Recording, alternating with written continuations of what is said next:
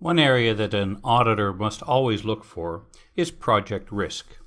This is the risk that the project may not deliver what it was promised on time or on budget.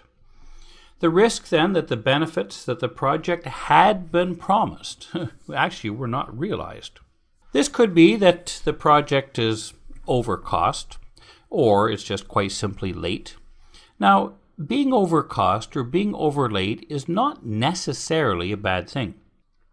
If we've made substantial changes to the project, it could well be that it is going to be of a higher cost or take longer than we'd originally expected.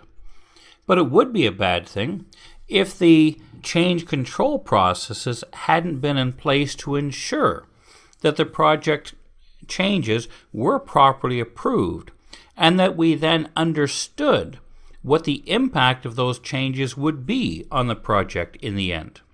One of the risks with any project is that resources that we require may not have been available at the right time. We can say here that maybe some various equipment wasn't delivered. We didn't have access to the skilled staff we needed. Some of the data we required had not been provided. So we must understand to examine sometimes the root cause of any type of a project problem as well. There also are always going to be challenges when we move to new technology. When we have a new technology, there's always going to be the learning curve of how does that technology really work? How can I make sure that it's going to do what it's supposed to do?